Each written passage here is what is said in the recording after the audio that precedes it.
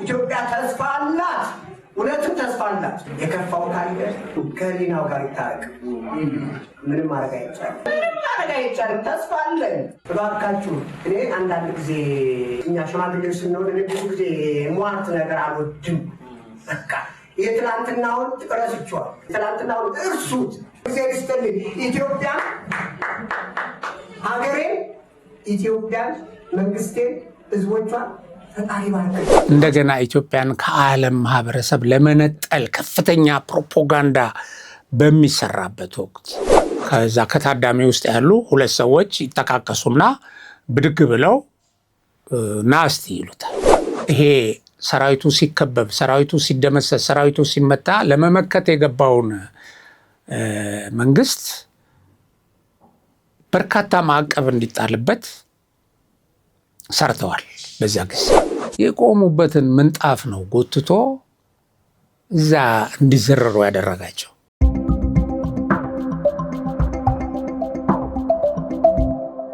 ሰላም ጤና ይስጥልኝ። ሀቅና ሳቅ ሚዲያ ተከታታዮቻችን፣ ውድ ቤተሰቦቻችን እንደምን አላችሁ?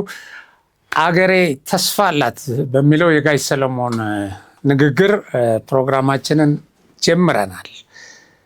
አገሬ ተስፋ አላት ነው የምለው፣ እንደ ሁል ጊዜ ሁሉ ማለት ነው። ተስፋ አላት። እንደውም ተስፋው አጠራጣሪ ነው እንዴ! ለምንድን ነው ተስፋ አላት እንደዚህ የሚል ነገር የሚደጋግመው የሚልም ሀሳብ ሊመጣ ይችላል። ግን ደግሞ ተስፋ የላትም፣ ኮስምናለች። አንፎርቹኔትሊ ደግሞ አንዳንዶቹም ሞታለች፣ ተዳክማለች፣ እንደዚህ ሆናለች እያሉ በጣም ተስፋ አስቆራጭ ነገር ስለሚነግሩን ሀገሬ ተስፋ አላት የሚለው ነገር ደግሞ በዚህኛው ማንሳት እንደምትሉት አይደለም። ተስፋ አላት ነው።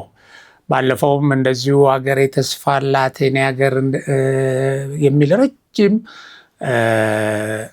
ስንኝ የቋጠረ አንድ ወዳጃችን ነበረ፣ ሻምበል አለምነህ። እሱም ሚዲያ ላይ ሲዘዋወር ነበር። ዋናው ነገር አሁን ዛሬ በዚህ እንትን ለመጀመሪያ የፈለግኩት በዚህ በጋሽ ሰለሞን ሀገሬ ተስፋ አላት በሚለው ለመጀመሪያ የፈለግኩት ተስፋ ሰጪ ነገሮች፣ ተስፋዋን የሚያሳዩ ነገሮች፣ ተስፋዋን ያለመለሙ ነጥቦችን አንስተን ስለምንነጋገር ነው። በዛሬው የሳምንቱ ጉዳዮች ፕሮግራማችን ላይ በጣም በርካታ ኢትዮጵያ ስኬት ያስመዘገበችባቸው ለወደፊቱም በጣም በርካታ ተስፋዎችን የሚያሳዩ ሁነቶች ተከናውነዋል። ከትልልቅ ዓለም አቀፍ ተቋማት ጋር ትልልቅ ስምምነቶችን ተፈራርማለች። ከዚህ በፊት በጦርነት ውስጥ ነች፣ በግጭት ውስጥ ነች፣ ሰብአዊ መብት ረገጣዎች አሉ፣ በወዘተ ወዘተ ተብሎ በቀረቡ ክሶች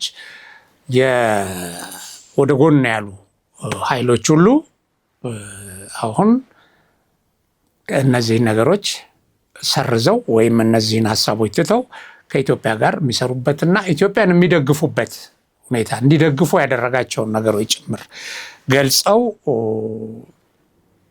ጥሩ እንደተባለው አገሬ ተስፋ እንዳላት የሚያሳዩ በጣም በርካታ ነገሮች በዚህ ሳምንት ውስጥ እውን ሆነዋል። አገሬ ተስፋ አላት። አገሬ ተስፋ የላትም ኮስምናለች የምትሉ ሰዎች ደግሞ ከዚህ ውጡ። በፍጹም ወደዛ ልትወስዷት አትችሉም። በወሬ በትርክት በተለያየ ፕሮፓጋንዳ እንደዛ አይነት ነገር ሊመጣ አይችልም። እንትኖቹን መረጃዎቹን ከማቅረቤ በፊት አንድ ነው እንደ መዝናናትም ግን የሆነ ቁም ነገር የሚነግረን ነገር ላንሳ። የሆኑ ሰዎች እንደዚህ ቡና ቤት ውስጥ ቁጭ ብለው መዝናኛ ቦታ ብዙ ሰው የተሰበሰበበት ያወራሉ እና አንደኛው ተነስቶ በቃ እዚህ ሀገር ውስጥ በቃ ልንሞት ነው በረሃብ፣ ሁሉ ነገር ምንም ነገር ገበያ ላይ የለም፣ ሱቅ ብትሄድ ምንም ነገር አታገኝም፣ ዱቄት የለም፣ በርበሬ የለም፣ እህል የለም፣ ቡና የለም፣ በቃ ልንጠፋ ነው። ምን እንደሚጠብቅ ይሄ ህዝብ እያለ ያወራል። ምንድን ነው የሚጠብቀው ይሄ ህዝብ? የሱዳን የምን ህዝብ እኮ ዳቦ እንደዚህ ሆነች ብሎ ነው እንደዚህ የሆነው እና ከዚህ በላይ መሞት ምን አለ? ከዚህ በላይ መጥፋት ምን አለ? እያለ ይናገራል። እና እዛ በቃ ሰዎች በደንብ እንደዚህ አድርገው ያዳምጡታል። ከዛ ከታዳሚ ውስጥ ያሉ ሁለት ሰዎች ይጠቃቀሱና ብድግ ብለው ና እስቲ ይሉታል። እና በጣም እሱ እንደ ማሳያ አድርጎ ሲያቀርብ የነበረው በተለይ ዱቄት፣ አሁን ለዚህ ለዓመት በዓል ዳቦ ለማስጋገር ዱቄት የሚባል ነገር በከተማው እና እነዚህ እነ በርበሬ እነ ምንም ሌሎችንም የፍጆታ እንትኖች አንስቶ ብቻ ይህንን ነገር ነው ሲናገር እና አሁን እስቲ ወንድሜ ምንድን ነው ምናምን ይሉና ወደ ውጭ ይወስዱና አንድ መደብር ይዘውት ይገባሉ። ይሄ የምግብ ሸቀጣሸቀጦች ማከፋፈያ ምናምን ይሄ አስቤዛ ምናምን የሚሸጥበት ሰው ውስጥ ይዘውት ይገቡና እንደዚህ አስቤዛው እዚህ ጋር ዱቄት፣ እዚህ ጋር ምን፣ እዚህ ጋር የተለያዩ ነገሮች አሉ። በኋላ እዛ ይወስዱና ጠፋ ስትል ነበር አይደል? ይሄ ምንድን ነው ይሉታል። ዱቄቱን እንደዚህ ከፍቶና ዶንያውን ይሄ ምንድን ነው ይለዋል አንደኛው። ከዛ እንዲህ ፀጉሩን ይይዝና እዛ ዱቄት ውስጥ ይደፍቀዋል እንደዚህ። ይሄ ምንድን ነው ይለዋል። ያለ ዱቄት ነው ይላል። እንደዛ 1 3 4 ይደፍቁትና በቃ ዱቄት አድርገው ሁለተኛ እንደዚህ አይነት እንትን ወሬ አታውራ፣ እንደዚህ ተስፋ የሚያስቆርጥ ህዝብን ላመጽ የሚያነሳሳ በልቀጥል አሁን ምናምን እየሮጠ ለመታጠብም እድል አልነበረውም። ቤቱ እዛው መዝናኛ ቅርብ ነው። ድርግም ብሎ ቤቱ ሲገባ ሰራተኛው ምንድን ነው? ምን ሆነ ነው? ማነው እንደዚህ? ወይኔ ምናምን ትላል። ማነው እንደዚህ ያደረገ ትላል። እንዴት እንደዚህ እስኪያደርጉ ድረስ ምናምን ስትለው በውሃ ብቻ አምጪ፣ ግድ የለም ተይ ይላታል። እንዴት ተይ? አረ ተመስገን ነው፣ ተይ ተመስገን ነው። በርበሬ ጋር በርበሬስ ቢሆን ኖሮ ይላታል። እና እነሱ በርበሬ የለም ስል ሰምተውኝ ቢሆን ኖሮ እዛ መደብር ውስጥስ በርበሬ አግኝተው ቢሆን ኖሮ ይችላሉ እኮ ይላታል። እና ተመስገን ነው ይላል። አሁን በዛ በዱቄት የቀጡት ሰዎች በበርበሬም ሊቀጡት ይችላሉ። በቃ ሽብር ፈጥረህብኛል፣ ህዝብ አነሳስተህብኛል ብሎ ፖሊስ ጣቢያም አለው፣ ፖሊስም አለው፣ እስር ቤትም አለው። እንደዛ ሊያደርግ ይችላል። እና እንደዚህ አይነት ሁኔታዎች አሉ። እቺን ነገር እነ ደረጀ በድራማ መልክ አቅርበዋታል። እንግዲህ እኔ ትንሽ ሞዲፋይ አድርጌያት እንደሆነ አላቅም ወይ ጨማምሬባት። ዞሮ ምን ለማለት ፈልጌ ነው፣ እያንዳንዳችሁ የራሳችሁን ግምት ውሰዱ። ባይዘዌ በርበሬውም ዱቄቱም ምኑም በእጁ ያለው ግን ደግሞ እንደዚህ ባለ ሽብር እንደዚህ ባለ ቅስቀሳ እንዲህ ልታመጣብኝ ነው የሚል ኃይል ይሄን ነገር ለማስቆም እርምጃ ሊወስድ አስሮ ሊያጣራ እንደዚህ የመሳሰሉት ነገሮች ሊያደርግ ይችላል። ስለዚህ ዱቄቱ ላይ ተመስገን ነው፣ በርበሬም ስላለ ከዛ በላይም ያሉ ነገሮች ስላሉ ለማለት ነው። ወደ ገለጽኩላችሁ። ምንድን ነው እንደዚህ ተስፋ ምናምን ስኬት እያልክ የምትለው ብላችሁ ከጠየቃችሁ ማለት ነው፣ ሳምንቱ በጣም ብዙ ነገሮች በተለይ በዓለም አቀፍ ደረጃ ያሉ ግንኙነቶች ላይ ስኬታማ ነገሮች ታይተዋል። እንደሰማነው ዋናው የአውሮፓ ህብረት በኢትዮጵያ በጀት ላይ በጀት ድጎማ እሰጥ የነበረውን እቀጥላለሁ ማለቱ ነው። ይሄ ቆመው መቼ እንደሆነ ታውቃላችሁ? በሰሜኑ ጦርነት ወቅት ነው። በሰሜኑ ጦርነት ወቅት የቲፒኤልኤፍ ፕሮፓጋንዲስቶች በጣም ከፍተኛ በዓለም አቀፍ ደረጃ እንደምታውቁት በመንከባለል በሚዲያ በምን በዓለም አቀፍ ሚዲያ በሀገር አቀፍ በዩቲዩብ በማህበራዊ ሚዲያ ተሯሩጠው ማለት ብዙ ጩኸት ጮኸው ይሄ ሰራዊቱ ሲከበብ፣ ሰራዊቱ ሲደመሰስ፣ ሰራዊቱ ሲመታ ለመመከት የገባውን መንግስት በርካታ ማዕቀብ እንዲጣልበት ሰርተዋል። በዚያ ጊዜ በየቦታው የተንከባለሉ ምን እያሉ እናስታውሳለን። እና በብዙ ሎቢስቶች፣ ከፍተኛ ቁጥር ያላቸው ሎቢስቶች ቀጥረው ያሰሩ የነበሩ ናቸው ቲፒኤልኤፍ በዛ ጊዜ። እና በእነዚህ ሎቢስቶች ይሄንን አድርገው አንዱና ትልቁ ያሳኩት ነገር ከአውሮፓ ህብረት ጋር ኢትዮጵያ የነበራትን ግንኙነት መበጠስ ነው። እና የአውሮፓ ህብረት የኢትዮጵያን በጀት ይደጉም ነበረ። በዚህ ምክንያት አቆመ። አሁን ተመሳሳይ ዘመቻ በሚደረግበት ወቅት በሌላው አካል ተመሳሳይ ማዕቀብ ኢትዮጵያ ላይ ለማስጣል ተመሳሳይ ክስ በዚህ መንግስት ላይ በጣም ተመሳሳይ ታስታውሱ እንደሆነ እንትና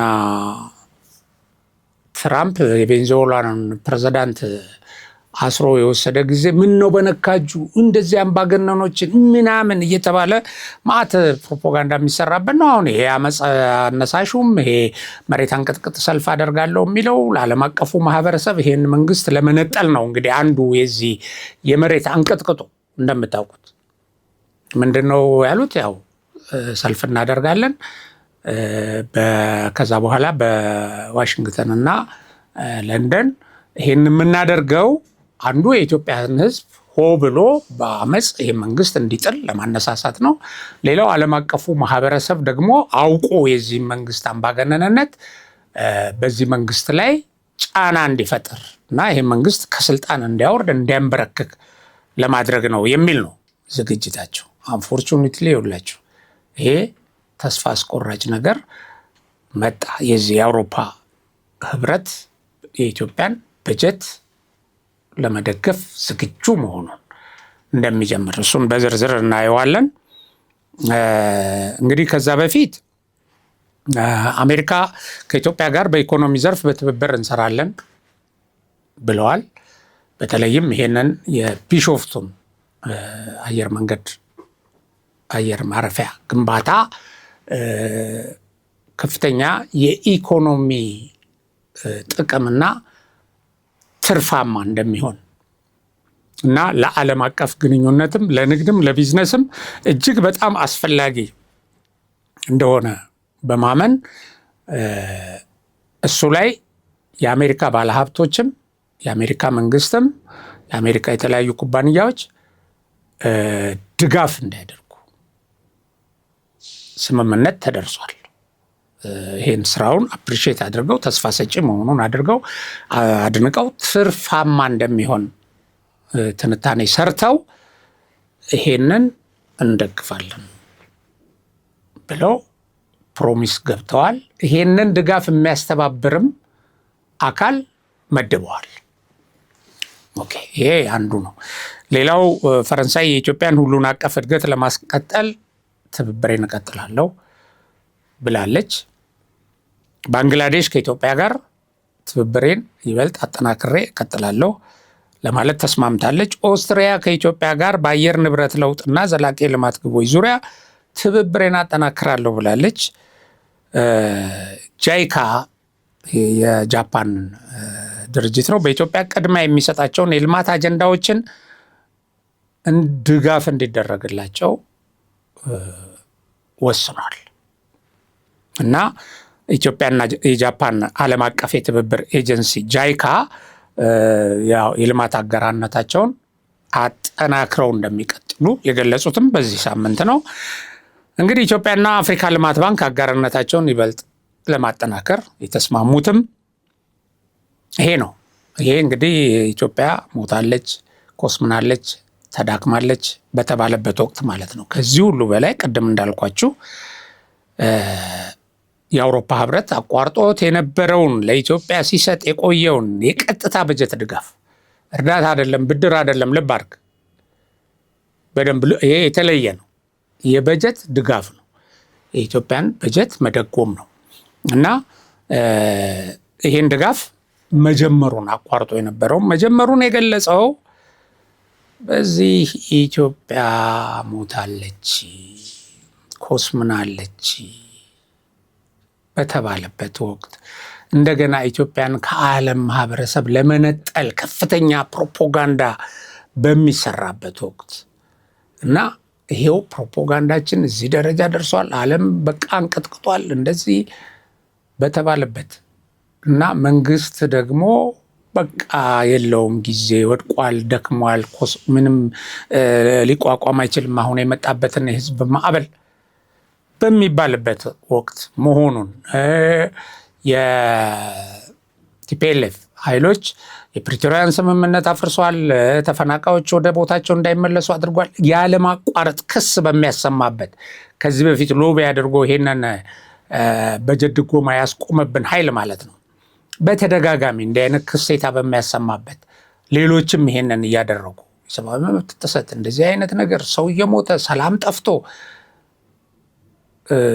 ከአንድ ቦታ ወደ አንድ ቦታ መንቀሳቀስ ችግር በሆነበት እንደዚህ በሚሉበት ወቅት እና ደግሞ በምርጫ ዋዜማም ጭምር ነው። የምርጫውን ወደኋላ እንመለከተዋለን። እሱ የት ደርሷል፣ ምንድን ነው በዛ በኩል ያለው ተስፋ ደግሞ የሚለውን እናያለን። ለማንኛውም አውሮፓ ህብረት ከቀጥታ በጀት ድጋፍ ባሻገር ደግሞ የህብረቱ አባል ሀገራት ግዙፍ የንግድ ኩባንያዎች መዋዕለ ንዋያቸውን ኢትዮጵያ ውስጥ እንዲያፈሱ ጥሪ ያደርጓል። ለዚህም ህብረቱ ሁሉን አቀፍ ድጋፍ ለመስጠት ዝግጁነቱን አጠናክሮ ወደ ትግበራ ምዕራፍ መግባቱንም ገልጿል። አሁን ይሄ ሰላም የለበትም ምናምን የምትለው ሀገር ግን መዋዕለ ንዋያቸውን ኢትዮጵያ ውስጥ እንዲያፈሱ ጥሪ አድርጓል።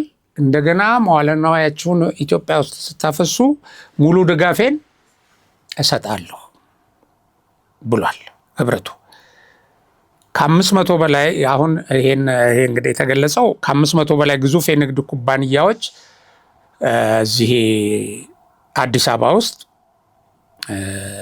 የታደሙበት የኢትዮጵያና የአውሮፓ ህብረት የቢዝነስ ፎረም ኢትዮ ኢዩ ቢዝነስ ፎረም ተከፍቷል እና በዚህ ጊዜ ነው የአውሮፓ ህብረት ለኢትዮጵያ የበጀት ድጋፍ የሚውል 140 ሚሊዮን ዩሮ መመደቡን የገለጸው። ይሄ በየአመቱ ለበጀት ድጋፍ ወይም ማሟያ የሚገለጽ ነው እና ይሄ ኢትዮጵያ እየሰራች ካለችው ልማት እቅዶቿን ለማስፈጸም ከምታደርገው ጥረት በጣም ከጀመረቻቸው በጣም ትልልቅ ፕሮጀክቶች አንጻር ትርጉም አለው። የተወሰነ ድጋፍ ይሰጣል እና የኢትዮጵያ መንግስት በሁሉም የኢኮኖሚ ዘርፎች ከፍተኛ ኢንቨስትመንት ለመሳብ እያደረገ ያለውን ጥረት አድንቀዋል እና የህብረቱ መሪ ባደረጉት ገለጻ ምንድነው ያሉት? ኢትዮጵያ እያከናወነችው ያለው የኢንቨስትመንት እንቅስቃሴና የኢኮኖሚ ግንባታ በቀጣይ ውጤታማ ሊሆን እንደሚችል የሚያሳዩ አቅጣጫዎች ስላሉ ይሄን ኢኮኖሚ ይሄንን የኢንቨስትመንት እንቅስቃሴ መደገፍ አለብን።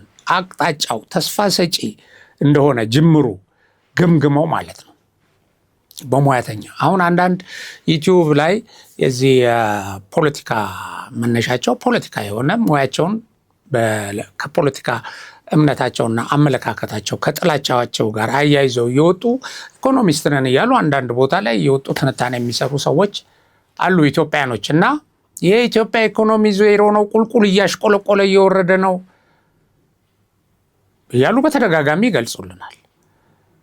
አሁን ይሄ የአውሮፓ ህብረት በጀት መደጎም ብቻ ሳይሆን የኢትዮጵያ የኢኮኖሚ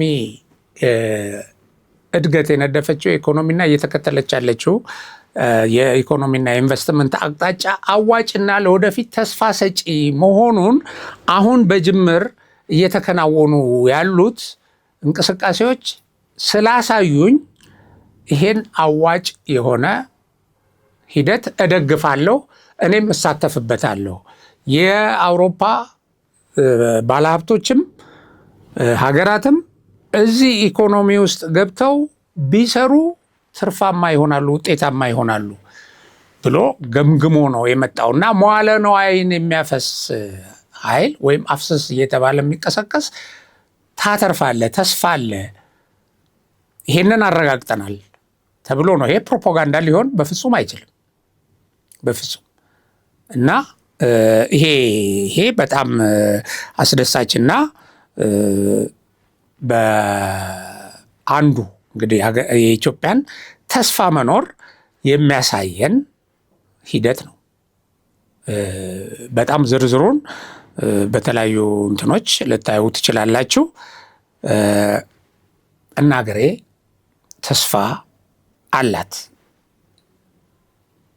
ብዬ ለመናገር ወይም ይሄንን መክፈቻም አድርጌ ጋሽ ሰለሞንም እኔም ከዚህ የጀመርኩት እነዚህ ነጥቦች አመላካች ስለሆኑ ነው።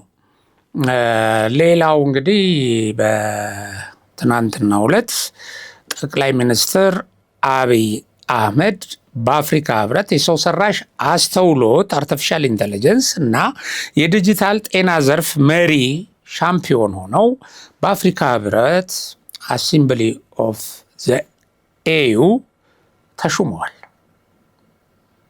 መሪያችን የኢትዮጵያ ጠቅላይ ሚኒስትር። ይሄ አሁን አንዳንድ አክቲቪስቶች እየወጡ ምንም እርባና የለውም መሀይም እንደዚህ ነው እውቀቱ ምኑ እያሉ ጣት የሚጠቋቆሙበት አንዳንድ መናኛ ሰዎች እንደውም እኔ የሆነ ዩቲዩብ ላይ አሁን የቴዲ አፍሮ ሙዚቃ አድንቆ ቀጥሎ ወደዚህ ቢዝነስ ሊገባ የፈለገ አንድ እንትን ቤት እዚህ ማሲንቆ ምናምን ሰው ወጥቶ እንደው አብይ አህመድን እኔ ማውቄ በጣም ያሳዝነኛል፣ ያሳፍረኛል ምናምን ይላል። በአንድ ወቅት እዛ ወታደር ሆኖ ሰው ትናንት የነበረበት ቦታ አይኖርም። እንዲህ በማለት ትልቅ ሰውን በማንኳሰስ ስኬታማ ሰውን አውርደህ አንተ ትልቅ የምትሆን ይመስልሃል። አንዳንድ ሰው በጣም ነው የሚገርመው። በጣም እነዚህ ያው ቁራ ተብለው የተገለጹት ማለት ነው። እና እንዲህ የሚሉት ሰው ባይዘወይ እንደዚህ የምንለው በእጃችን ያለ ወርቅ ከዚህ በፊትም ብዙ ዓለም አቀፍ ሽልማቶች፣ ዓለም አቀፍ አድናቆት፣ ዓለም አቀፍ ምስጋናዎች የተቸረው ሰው ነው። በኢትዮጵያም አሁን ዝም ብሎ ፕሮፓጋንዳ ሳይሆን የሰራቸውን ነገሮች ስትቆጥር የሚያመለክቱት ይሄ እናንተ የምትሉትን አይደለም። የሰራቸውን ነገሮች ዝም ብለህ ስትፈጥር ለዛሬ ሳይሆን ለነገ ብቻ አይደለም፣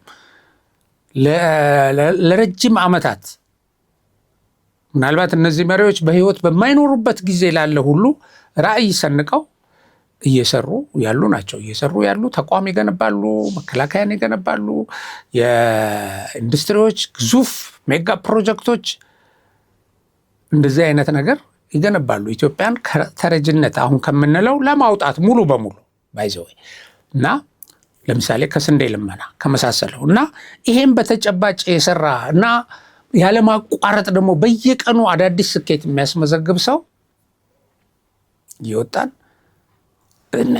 አንተ ያልን ምናምን እንደዚህ በጣም ያንቋሰስን ያንቋሸሽን ስንናገር አናፍርም። ትልቅ ይሆን ይመስለናል።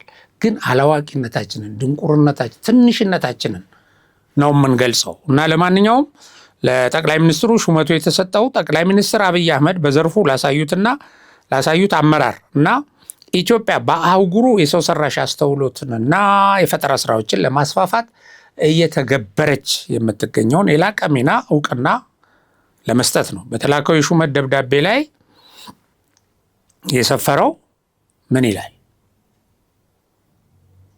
የሹመት ደብዳቤው ላይ የተከበሩ የእርሶ ዲጂታል ትራንስፎርሜሽን እና አዳዲስ ቴክኖሎጂዎችን ለማስፋፋት ያደረጉት አመራር ሰው ሰራሽ አስተውሎት ኤአይ ለአፍሪካ ሉዓላዊነት፣ ለውጤታማነትና ለአሳታፊነት እድገት ቁልፍ መሳሪያ ሆኖ እንዲያገለግል በማስቻል ረገድ ትልቅ እገዛ አድርጓል። ስልታዊ በሆነ መልኩ የቴክኖሎጂ ነፃነትንና አቅምን ለመገንባት የሚያደርጉት ተከታታይ ቅስቀሳ አህጉሩ በኃላፊነትና በፍትሐዊነት በታጀበ የሰው ሰራሽ አስተውሎት አጠቃቀም ረገድ በዓለም አቀፍ ደረጃ ግንባር ቀደም እንዲሆን ከፍተኛ አስተዋጽኦ ይኖረዋል ይላል። ያው ሌሎችም ሀሳቦች አሉት።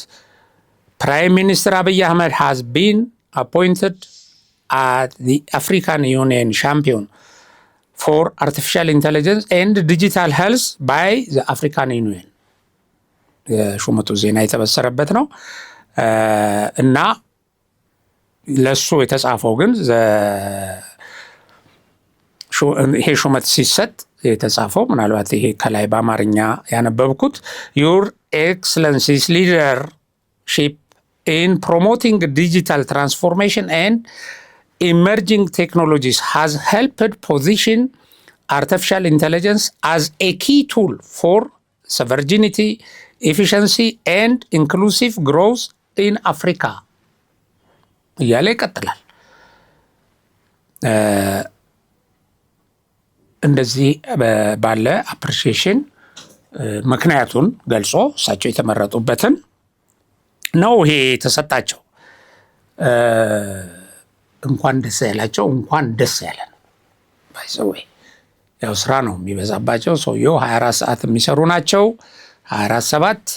ስለዚህ ያው በይሄን ጩኸቱን ይሄንን ጫጫታውን የቁራውን የሚያልፉት ወደ ከፍታ እየበረሩ ስራዎችን እየሰሩ ስለሆነ ለዚህ ታላቅ ኃላፊነት በመታጨታቸው እኛ ኢትዮጵያኖች እንኮራለን። እንደሚያሳኩት ደግሞ አሁን ይህንን ስኬታማ አድርገው ለአፍሪካ በሚጠቅም መልኩ ስራቸውን እንደሚያከናውኑ እርግጠኛ መሆን ይቻላል እና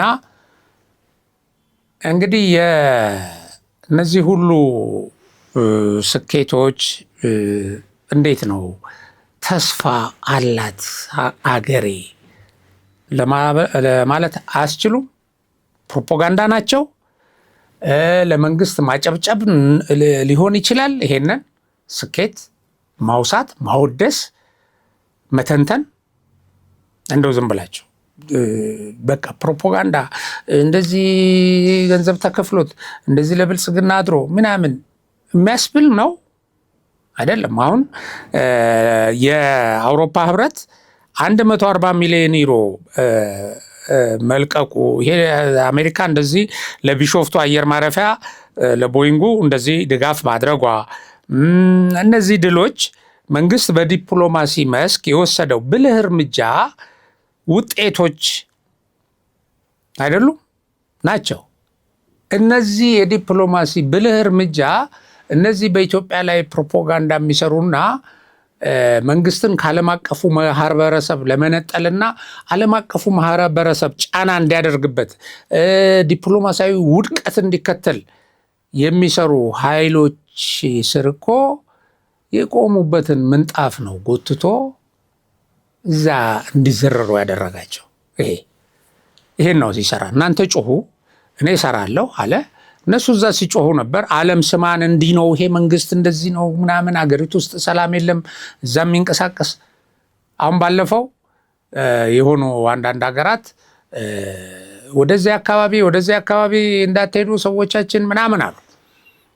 አሁን ይሄንን ያሉት የኢትዮጵያ መንግስት እዛ አካባቢ ችግር እየፈጠረ ስለሆነ አይደለም። ችግር የሚፈጥሩ ኃይሎች ከነሱ ጋር የሚሰሩ የሽብር ኃይሎች፣ የሁከት ኃይሎች ስላሉ ነው። ያን እንደ ትልቅ ድል ቆጥረው ይሄው በቃ አለቀለት። አሁን ይሄ መንግስት የመጨረሻ ውድቀቱን የስትንፋሱን ማብቂያ ምናምን ነው የሚያሳየው ብለው ቀርበው ሲሰሩ ነበር። ወይራስ በዚህ ሳምንት መጀመሪያ ላይ የአሜሪካው አምባሳደር ባህር ዳር ሄዱ። ሰዎች የአሜሪካ ዜጎች አትሄዱ እንደዚህ ተብሏል በሚሉበትን እንትን ማለት ነው። እና ባህር ዳር ደግሞ የሄዱት ከክልሉን ከሚመሩ ሰዎች ጋር እንጂ 90% ክልሉን ተቆጣጠር ያለው እያለ ቱሪናፋ ከሚነፋው ቡድን ጋር አይደለም። ይሄ የምትስነዙት ፕሮፓጋንዳና መሬት ላይ ያለው እውነት ምን ያህል የተለያየ እንደሆነ ነው የሚያሳየው። ስለዚህ ቅድም እንትን ያላልኩላችሁ ይሄ የአውሮፓ ህብረት በቀጥታ በጀት ከሚሰጠው ድጋፍ በተጨማሪ ከ500 ማለት ሌሎች የገንዘብ ድጋፎችንም ለኢትዮጵያ በተለያዩ ፕሮጀክቶች ላይ የሚውሉ የገንዘብ ድጋፎችን አድርጓል እና ኢትዮጵያ ንግድና ኢንቨስትመንትን የሚያጠናክሩ የፖሊሲ እርምጃዎችን በመውሰድ ዋነኛ ኢንቨስትመንት መዳረሻ እየሆነች ነው ከሚል መግለጫ ጋር ነው ይሄ በጀት መደጎምና የኢንቨስትመንት ተሳትፎ እንዲጠናከር ማሳሰቢያ የተሰጠበት። ይህን ያሉት የአውሮፓ ህብረት የዓለም አቀፍ ትብብር ኮሚሽን ጆሴፍ ሲኪላ ናቸው። ኢትዮጵያ ንግድና ኢንቨስትመንትን የሚያጠናክሩ የፖሊሲ እርምጃዎችን በመውሰድ ዋነኛ የኢንቨስትመንት መዳረሻ እየሆነች ነው። ዋነኛ የሚለውን ያዝ እና ይህንን ሲሉ ጆሴፍ ሲኪላ የህብረቱ የትብብሩ ኮሚሽነር የአፍሪካ ህብረት መስራች መሆኗን የቡና መገኛ ለኢንቨስትመንት ምቹ የሆነች ታሪካዊ ሀገር እና ኢንቨስትመንትን የሚያጠናክሩ እርምጃዎቿ ደግሞ መዳረሻው የት ሊሆን እንደሚችል መገመት የሚያስችሉ ስለሆኑ ይላል። መዳረሻው አሁን እያስመዘገበች ያለችው አይደለም።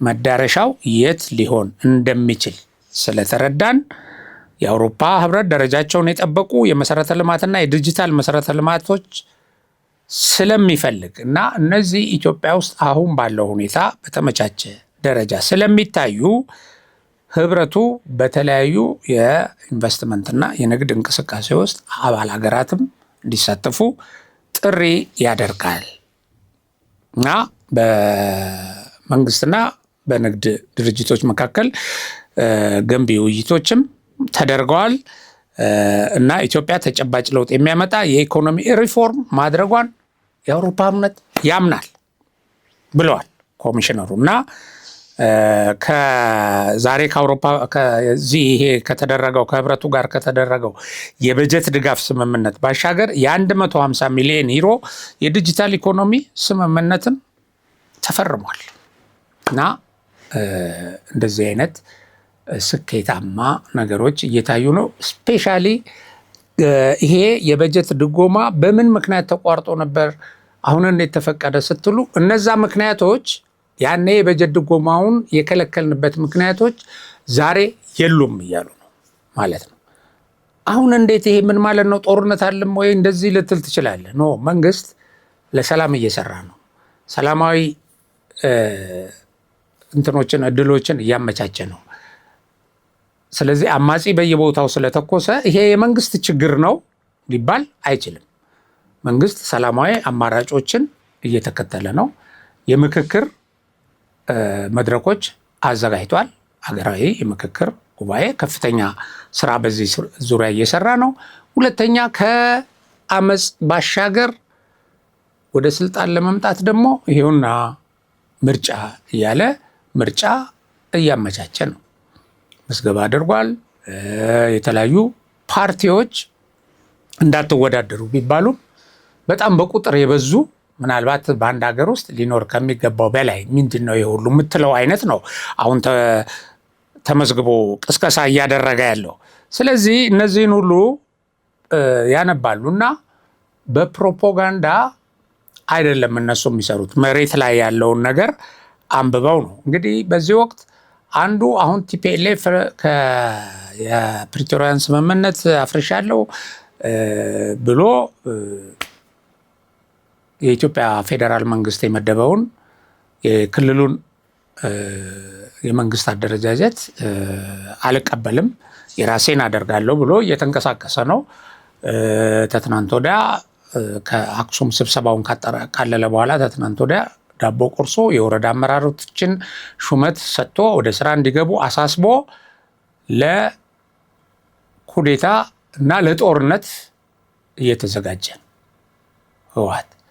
ምክንያቱም ይሄ እየጠራ በየጊዜው አምባሳደሮችን ይጠራል፣ እነዚህ የአውሮፓ ህብረትን ይጠራል፣ የአሜሪካ የአፍሪካ ህብረት ይጠራና እንዲህ አደረገኝ የኢትዮጵያ መንግስት፣ እንደዚህ የፕሪቶሪያውን ስምምነት ጣሰብኝ፣ ተፈናቃዮች ወደ ቦታቸው እንዳይመለሱ አደረገብኝ እያለ በተደጋጋሚ እንደገና ሌላ ጄኖሳይድ ሊሰራብኝ ነው እንደዚህ እያለ በተጨባጭ ግን ሲያዩት ይሄን እያደናቀፈ ያለ እሱ ነው። አሁን ተስፋ ቆርጦ በቃ የፕሪቶሪያው ስምምነት ተጥሷል ብሎ ራሱ አውጆ ከዛ በተቃራኒ እየተጓዘ ነው ያለው።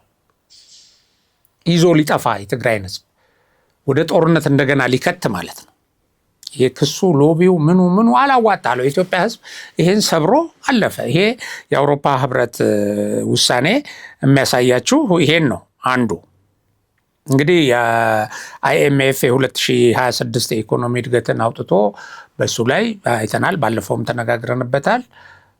ኢትዮጵያ ከአፍሪካ አንደኛ ሆና ቀጥላለች። በዚህ በዓለም አቀፍ ማለት ከሰሃራ በታች ባሉ የአፍሪካ ሀገራት የእድገት ትንበያው ላይ ይፋ ባደረገበት ጊዜ በ9.2 በመቶ ከፍተኛ እድገት በማስመዝገብ ከቀጠናው ሀገራት ቀዳሚነቱን የያዘችው ማነች? ኢትዮጵያ ነች። ይሄን ተመልክተናል ባለፈው ማለት ይሄንን ሪፖርት አድርጓል። ያው በዚሁ ሳምንት ውስጥ የአፍሪካ ህብረት እና በመካከለኛው ምስራቅ ያለው ግጭት፣ ይሄ በዓለም ላይ የተለያዩ ችግሮች ኢትዮጵያ ኢኮኖሚ ላይ ያላቸው ተጽዕኖ ከሌላው ሀገር አንጻር ሲታይ የተሻለ ነው። ምክንያቱም ኢትዮጵያ እያስመዘገበች ያለችው የኢኮኖሚ እድገትና የምትከተለው ፖሊሲ እነዚህን ተጽዕኖዎች ለመቀነስ በአንጻራዊነት ስለሚያስችል ማለት ነው። ስለዚህ የአሜሪካና የኢትዮጵያን ገልጬላቸዋለሁ። እና አሁን ሌላው ምንድን ነው? ምርጫን በተመለከተ እንግዲህ የሰማችሁት ዜና ምርጫ እንዲደናቀፍ ከፍተኛ ስራ ቅስቀሳ በተደረገበት አገር ውስጥ ምርጫ ቦርድ ተመዘገበ ብሎ ያወጣው ቁጥር እጅግ ከፍተኛ ነው። ስንት ማስፈራሪያ እየተደረገ በዚህ ላይ ብትሳተፍ እገልሃለሁ፣ አርዳሃለሁ፣ አጠፋሃለሁ፣ እያንዳንዱ ላይ ከምርጫ ጋር የተያዘ ተሳትፎ የምታደርግ ሁሉ ወዮልህ እየተባለ በታጣቂዎች ስጋት እንዲያድርበት በተደረገ ህዝብ ውስጥ እና 50.5 ሚሊዮን መራጮች መመዝገባቸውን የኢትዮጵያ ምርጫ ቦርድ አስታውቋል። 50.5 ሚሊዮን መራጮች ተመዝግበዋል። የቦርዱ ሰብሳቢ ሜላትወርቅ ኃይሉ ያው ለመገናኛ ብዙሃን ገልጸዋል። ሚያዝያ 14 ቀን ዓመተ ምህረት ድረስ ሲከናወን የነበረው የመራጮች ምዝገባ ያው ተጠናቋል። የተወሰነ መራዘም ከተደረገ በኋላ ተጠናቋል ተብሎ መግለጫ ተሰጥቶበታል። እና በአጠቃላይ ከተመዘገቡት መራጮች መካከል 5.5 ሚሊዮን የሚሆኑት በምርጫ የሞባይል መተግበሪያ ነው። ይህም ቴክኖሎጂ አገሪቱ ውስጥ እያደገ የሚያሳይ ነው። በአጠቃላይ ግን 50.5 ህዝብ በምርጫ ተመዝግቧል። ለምርጫው እንግዲህ የተለያዩ ፓርቲዎች ተመዝግበው ቅስቀሳ እያደረጉ ነው። 55 ድርጅቶች ደግሞ ምርጫ ለመታዘብ እንደተመዘገቡ ምርጫ ቦርድ ገልጿል። ምርጫው ፍትሐዊና ፌር ነው ለማለት ወይም ነፃ ነው ለማለት ይህንን የሚከታተሉ 55 ድርጅቶች ምርጫ እንታዘባለን ብለው ተመዝግበዋል። ከዛ እንግዲህ እኚሁ የምርጫ ቦርዷ እንደገለጹት እጩዎችና መራጮችን የመመዝገብ፣ የፓርቲዎችን በጀት የማስተዳደር፣ የምርጫ ክርክሮችን የማመቻቸት ስራዎች ሁሉ በስኬት ተከናውነዋል ብለዋል። ከዚህ በኋላ የሚቀረው ምርጫ ነው። በመላ ኢትዮጵያ የመራጮች ትምህርት እንዲሰጡ 169 የሲቪክ ማህበራት ወይም ድርጅቶች ፍቃድ ወስደው እየተንቀሳቀሱ ነው። ምርጫውን ለመታዘብ ደግሞ 55 ድርጅቶች እስካሁን በብሔራዊ ደረጃ 7 የምርጫ ክርክሮች በ7 መድረክ 7 የምርጫ ክርክሮች በተለያዩ ርዕሰ ጉዳዮች ላይ ተካሂደዋል። በቀጣይም በክልል መገናኛ ብዙሃን ጭምር ያውን እስካሁን በፌዴራሉ ነው እና በክልል መገናኛ ብዙሃን ጭምር ክርክሮቹ እንደሚቀጥሉ ለዚህም የተመቻቸ ሁኔታ እንደተፈጠረም ተገልጿል እና የአየር ሰዓት ድልድልም ተደርጓል። እንግዲህ ምርጫውን ለመዘገብ ወደ 37 መገናኛ ብዙሃን ፈቃድ ወስደዋል። ስለዚህ ሌሎች የምርጫው በተያዘለት የጊዜ ገደብ እንደሚሄድ ገልጸውልናል የምርጫ ቦርዷ ሰብሳቢ። እንግዲህ ይሄ ሰላማዊ ተስፋ ሰጪ እንቅስቃሴ አገሪቱ ውስጥ እየተካሄደ መሆኑን ነው የሚያሳየው።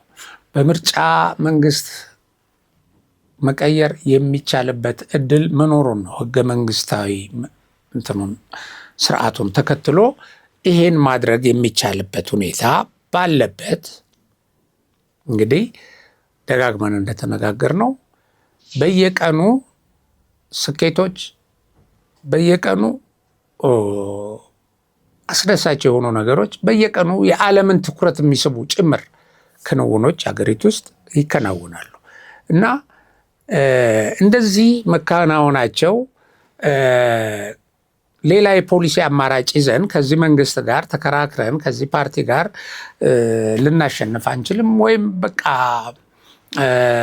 የሄደበት ርቀት ከፍ ያለ ነው፣ በሌላ መንገድ ነው አደናቅፈን ማስቀረት ያለብን በሚል ይሄ ባለፈው በአንድ ትንታኔ ላይ እንደገለጽኩት የቅናት እና የምቀኝነት ይሄ ኤንቪ ኤንድ ጀለሲ ፖለቲሻንስ በሚሰሩት ስራ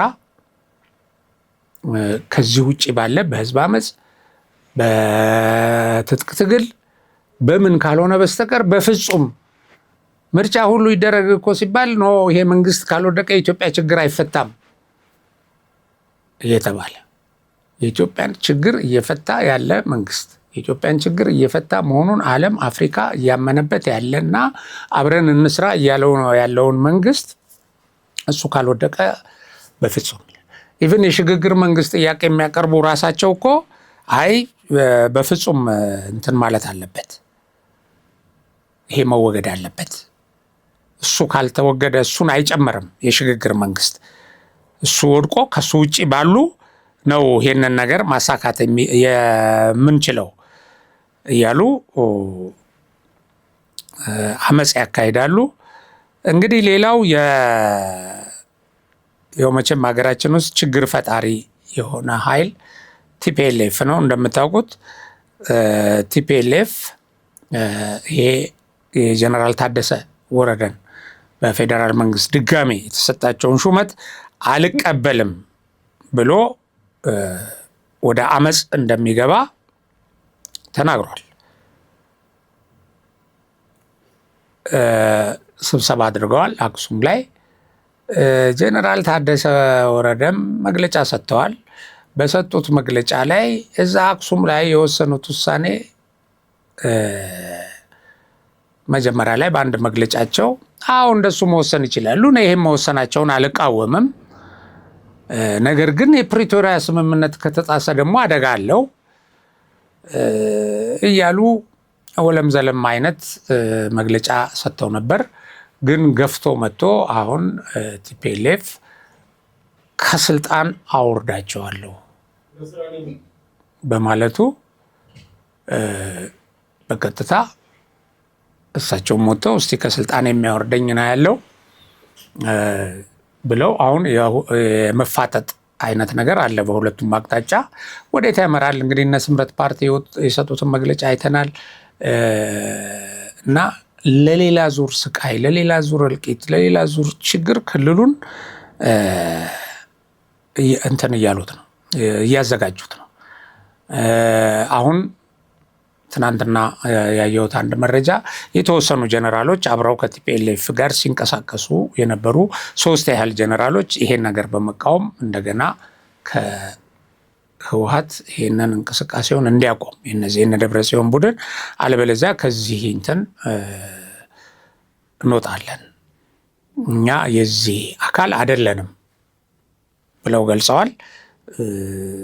ይሄም ሆኖ እንግዲህ የትግራይ ሰላም ኃይልም ህወሓት ይሄንን የፕሪቶሪያን ስምምነት የጣሰ አካሄድ እንዲያቆም ካላቆመ እርምጃ እወስዳለሁ ብሏል።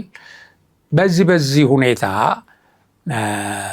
ይህን ሁሉ ጫና ፈርቶ ህወሓት አቅም የለውም፣ በመሰረቱ አቅም የለውም። አቅም እንደሌለውም ያውቃል። ከመግለጫ ጋጋታ ውጪ ምንም አቅም የለውም። ሻዕቢያን ነው የሚተማመነው። ሻዕቢያም ያን ያህል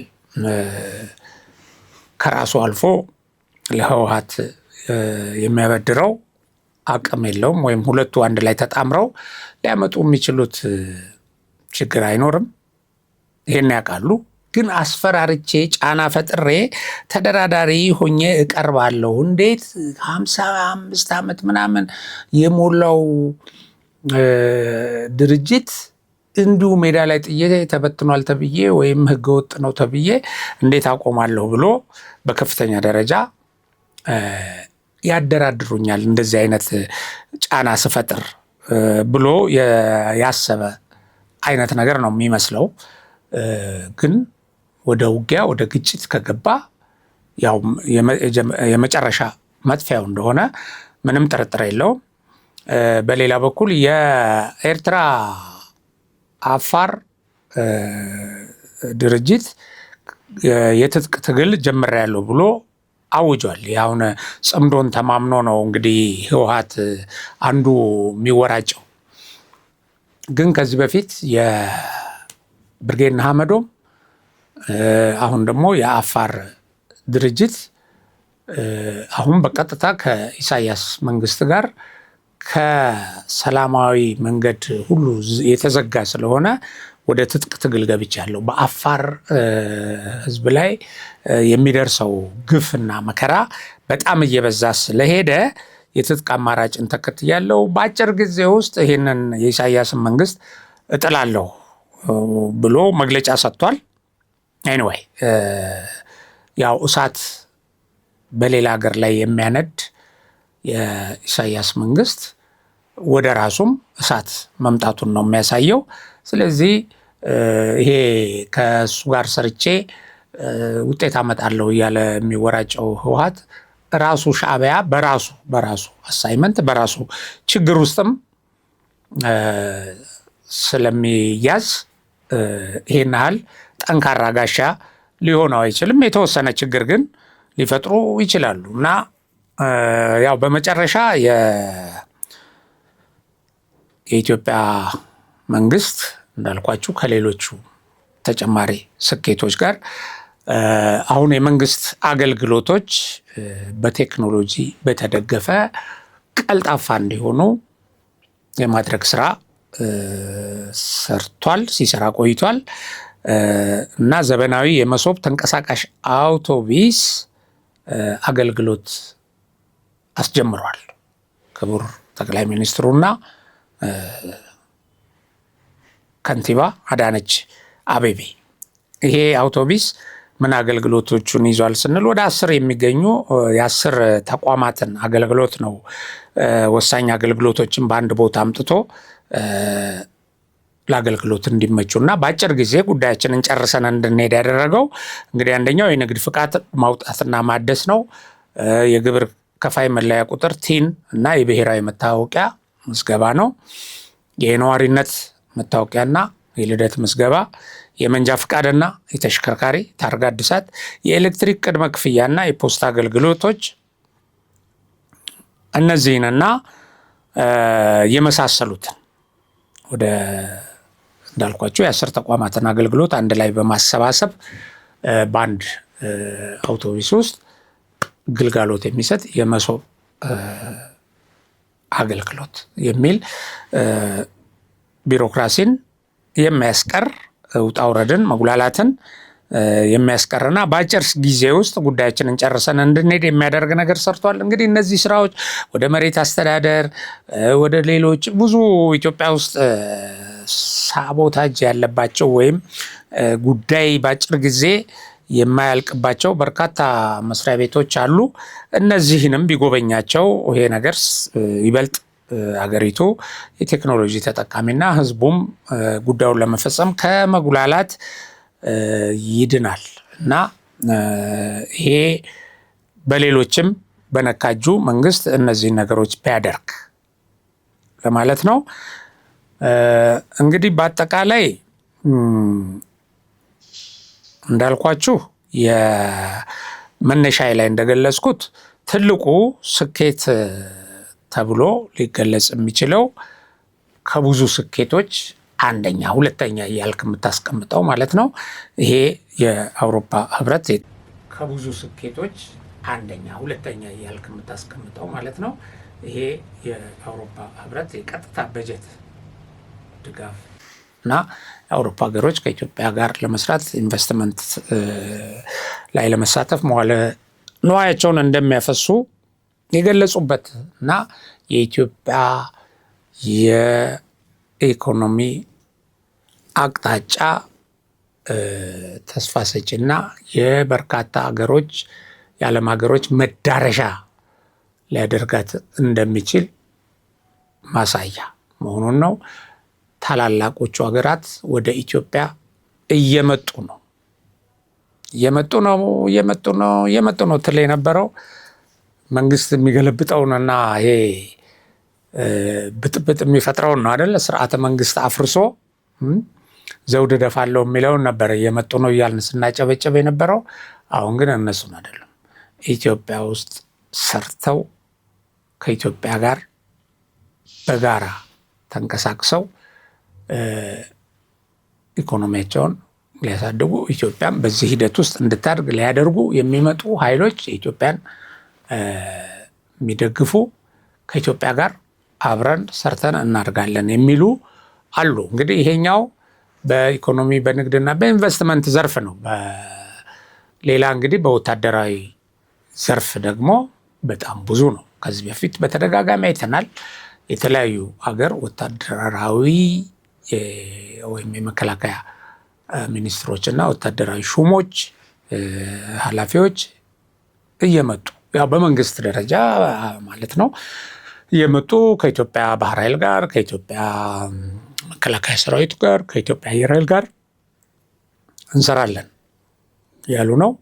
የተለያዩ ስምምነቶችንም አድርገዋል። እንግዲህ በዚህ ደረጃ ላይ ያለች ሀገር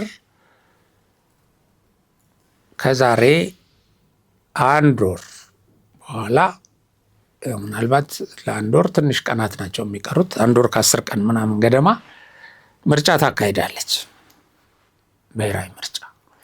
አሁን ያንን ምርጫ እናደናቅፋለን፣ በፍጹም አይሆንም፣ ከምርጫ በፊት መሬት አንቀጥቅጥ ተቃውሞ እንደዚህ ትል የነበረው የለም፣ አይሆንም። አሁን መቼ ነው የምታደርገው? ይኸው ምርጫው እኮ አንዱ ምዝገባ ነው፣ ሌላው የፓርቲዎች ተሳትፎ ነው፣ የፓርቲዎች እንቅስቃሴ ነው። ይሄው በተጧጧፈ ሁኔታ ይካሄዳል። እሱም የፓርቲዎች ክርክር፣ ሌላው ይሄ የምርጫ ምዝገባው በሰላም ተጠናቋል። እንዳትመዘገቡ እንዳትመርጡ አደገኛ ነው የተባለው ህዝብ ይሄንን ዞር በል አልሰማህም ብሎ 50.5 ሚሊዮን ህዝብ ተመዝግቧል። ስለዚህ የኢትዮጵያን ይሄንን ፈጣን ጉዞ በፖለቲካውም በኢኮኖሚውም ያለውን ልትገቱት አትችሉም። ምንድን ነው ግን ሰዎችን መስዋዕትነት ልታስከፍሉ ነው የምትችሉት። ሰዎችን ግን ሰው አሁን ለመስዋዕትነት ዝግጁ አይደለም። አሁን ያሉት ሁኔታዎች እንደሚያሳዩት እከሌ ታሰረ እንደዚህ ሆነ ምናምን ስትለው ቡፍ የሚል አይነት አይደለም። ምልክቶቹ ይሄን አያሳዩ። አንዳንዴ የእነሱ ፕሮፓጋንዳ ራሱ ሰው በፍርሃት እንዲሸበብ የሚያደርግ የሚያነሳሳ የሚያጀግን ሆ ብሎ ወደ ቤተ መንግስት የሚያስገባ አይደለም። ራሱ የፕሮፓጋንዳ ታክቲኩ ለምሳሌ አሁን የቴዲን ሙዚቃ እያሰሙ ይሄን ያህል ሰዎች ታሰሩ ምናምን ብለው የሆነ የኤአይ ፎቶ አድርገው እንዲህ በገመድ ምናምን አድርገው አወጡ እና አሁን እኔ አንድ ቦታ ላይ ኧረ በጊዜ ግቡ እንደዚህ አይነት ምናምን ኧረ ዘፈን እንዳታዳምጡ እያሉ ማሳሰቢያ ሲሰጡ ሰዎች አየሁ። እና ይሄ እንደዚህ አይነት ፕሮፓጋንዳ እኮ የሆነ ጊዜ ሶማሊያ እንትኖች የዚያድ ባሬ ጊዜ አንድ ሬዲዮ ጣቢያ ነበረ። ጥርሱ እንደዚህ ነው፣ መንጋጋው እንደዚህ ነው፣ እጁ ይሄን ያክላል፣ ጎራዴው እንደዚህ ነው። ድሮ በግራኝ መሐመድ በሚባል ንጉስም ጊዜ እንደዚህ ይሰራ ነበር ተብሎ ግን ይሄንን ለጠላት ነው የምትሰራው፣ ጠላት እንዲያሰረ እንዲያደረገ እንደዛ ያደረ። ስለዚህ ተጠንቀቁ እኮ ነው ይሄ። አሁን የሚያስረኝ ከሆነ ወደዚያ ያልሄድም ምናምን። አሁን ሰው ባይዘው ግን በአጠቃላይ የሰው ስነ ልቦና አሁን ያለው እንደዚህ አይነት ጫጫታ ፈጥሮ ሁከት ፈጥሮ ብጥብጥ ፈጥሮ ነውጥ አድርጎ መንግስት ለመገልበጥ ፈጽሞ ዝግጁ አይደለም። ለመገልበጣ ለመሞከር መቼም መገልበጥ የሚባለው ለመሞከር ዝግጁ አይደለም። እንደዚህ አድርጎ እናንተ እዛ ሆናችሁ እሱ እዚህ ለመሞት በፍጹም ዝግጁ አይደለም። የፈለገ ድህነት የፈለገ ችግር የፈለገ ምን ቢኖርበት ብዙ ስኬቶች እንዳሉ ሁሉ ብዙ ችግሮች አሉ ሀገሪቱ ውስጥ። ግን ችግሩን ተቋቁሞ እንዴት ከዚህ ችግር ልውጣ ነው እንጂ እያለ ያለው ሰው አሁን እንደዚህ ሊሞት አይደለም። እንዲህ ከሌ ታስሯል እንደዚህ ተነስ ምናምን ስትለው የለም፣ ምንም ምልክት የለም አሁን የምታያቸው ነገሮች። ስለዚህ ሌላውን መስዋዕትነት ለማስከፈል ያልሆነ ቅስቀሳ ማድረግ፣ ያልሆነ ተስፋ መስጠት ይቅር፣ ያልሆነ ተስፋ ማድረግ። አሁን ሰው ተስፋ ማያደርግም። አየው እኮ አየ ተወራ ምንም አላመጣም። ተወራ 2 ዓመት 3 ዓመት ሆኖ ምንም የለም። ስለዚህ አሁን ስራውን ነው የሚሰራው ሰው ስራውን ነው። እንደውም ለምንድን ነው እንደዚህ ተስፋዬን ልታጨልም የምትንቀሳቀሰው የሚለው ቁጥር እየጨመረ እየበረከተ ነው ያለው በብዙ እንትኖች ማህበራዊ ሚዲያውም ላይ ምናምን ስታዩት። አሁን በፊት የአድማጭ ብቻ ነበር፣ ይሄ የነገሩትን የሚውጥ ብቻ ነበር የነበረው፣ ሳያላምጥ የሚውጥ ይሄ ክሪቲካል ቲንከር ያልሆነ ወይም ደግሞ እንዴ እነዚህ ሰዎች ወዴት ነው የሚመሩኝ ብሎ ቆም ብሎ የማያስብ ነበር የነበረው። አሁን ግን እንደዛ የሚያስብ አለ። ምንድን ነው እንደዚህ የምትለኝ? ይሄ ውሸት ነው፣ እውነቱ ይሄ ነው፣ እኔ ባይኔ የማየው ይሄ ነው የሚል በስቷል አሁን። ሪሊ እኛም እንዲህ ነው የምንለው። በአይናችን የምናየው ይሄ ነው፣ በአይናችን የምናየው ተስፋ ሰጪ ነው፣ በአይናችን የምናየው እድገት ነው እና ይሄን ማስቀጠል ነው እንላለን። ሌላውም እንደዚህ ይላል። አሁን ለምን እንዲህ ያላችሁ እንዲሁም ምናምን የምትለው አንተ ስትሳደብ አንተ እንደፈለክ ስትል ቢያንስ በጨዋ ቋንቋ ግን እውነቱ ይሄ ነው ማለትን ማታጣል አትችልም። የሚቀበልህም የለም። እንግዲህ አድማጮቻችን በዛው መጀመሪያ ላይ ባልነው ሀገራችን ተስፋ አላት። ተስፋዋን የሚያሳዩ ነገሮች አቅርቤላችኋለሁ። ከዚህ የራሳችሁን መውሰድ ትችላላችሁ። አይ የለም ተስፋ የላትም ኮስምናለች ሞታለች ምናምን የምትሉ እስቲ በኮሜንት አምጡ። ይሄ ውሸት ነው በሉ። እኔ እንደውም በሚዲያ ህይወቴ በዚህ በጋዜጠኝነት ስራዬ በጣም የምመኘው በቃ መጥቶ ፊት ለፊት የሚከራከር ሁለት ወገን በቃ መጥቶ አንድ እውነት ላይ የሚከራከር ግን የለም። ምን መነሻችን ፋክት ሳይሆን ውዥንብር ጩኸት ስለሆነ ማለት ነው መነሻቸው እነዚህ ሰዎች እና እንደዚህ ነው። ተስፋ አላት በሚለው እንውጣ። ተስፋችን ይለምልም፣ ሰላማችን ይብዛ፣ አገራችን ትደግ፣ ልጆቻችን በተሻለች አገር ላይ ለመኖር ያብቃቸው። በሌላ ፕሮግራም እስከምንገናኝ ድረስ ሰላም።